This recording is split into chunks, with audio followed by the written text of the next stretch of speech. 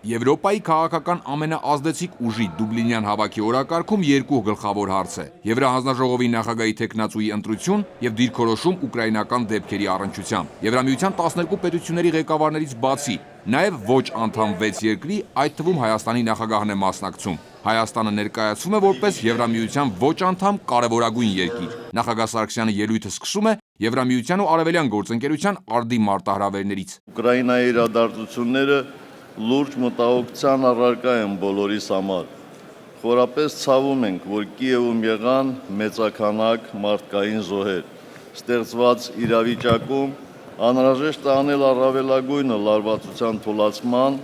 եւ երկխոսության միջոցով ողջամիտ լուծումներ գտնելու ուղղությամբ։ Համադրություն, ոչ թե հակադրություն։ Հայաստանը գործընկերների հետ աշխատելու այս մոդելն է նախընտրում։ ԵԺԿ ամբիոնից վերահաստատում է պետության ղեկավարը։ Ինչպես եւ նախկինում գտնում ենք,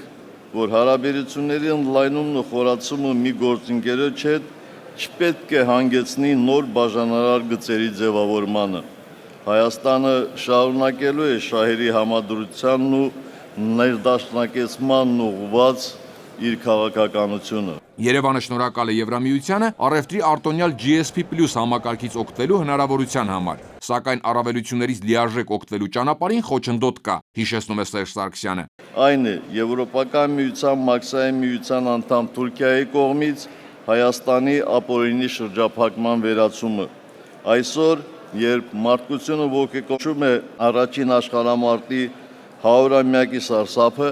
Թուրքիան ոչ միայն չի հրաժարվում ժողովրդական իր քաղաքականությունից, ոչ միայն փորձում է մոռացության մատնել հայոց ցեղասպանության միլիոնավոր զոհերի հիշատակն ու անտեսել հայրենազրկված ժողովրդի պահանջը, ոչ միայն չի ապաշխարում կատարվածի համար, այլ շարունակում է Հայաստանին եւ հայերին վնասելու ազգատյաց եւ այլատյաց արմատներ ունեցող քաղաքականությունը։ Չլռել, երբ տեսնում ենք անարդարություն, այլատյացություն, լսում կողմնակալ մտքեր։ Եվրոպայի ամենախոշոր կուսակցության գործընկերներին Հայաստանի նախագահը հիշեցրեց եվրոպական արժեհամակարգի առանցքային սկզբունքները։ Այլևս երբեք մեր իսկ կարգախոսն էր, որ ծնվեց երկու աշխարհամարտերի արհավիրքներից, բայց այդ կարգախոսը կյանքի կոչելու միայն մեկ ձև կա՝ հիշել, դատապարտել եւ պահանջել։ Մեզ համար անընդունելի եւ անհասկանալի է, երբ մենք հանդուրժում ենք ֆաշիզմի որևէ դրսևորում,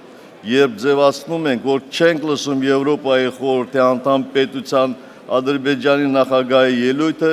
երբ նա բացեիբաց ատելություն եւ թշնամանք է քարոզում, որպեսզի արևելյան գործընկերությունն աշխատի, մենք պետք է շիտակ եւ ազնիվ լինենք միմյանց հուզող հարցերում։ Եվրամիությունը տարիներ շարունակ աջակցում է մեր երկրում տարբեր ոլորտների բարեփոխումներին, կոռուպցիայի դեմ պայքարին։ Համագործակցությունը շարունակվելու է։ Օրերս հաստատվել է 2014-15 թվականների գործողությունների ծրագրի միջոցառումները։ Մենք հանձնառու ենք շարունակել մեր ջանքերը Եվրոպական միության հետ գործուն կարգեր ձևավորելու ուղղությամբ,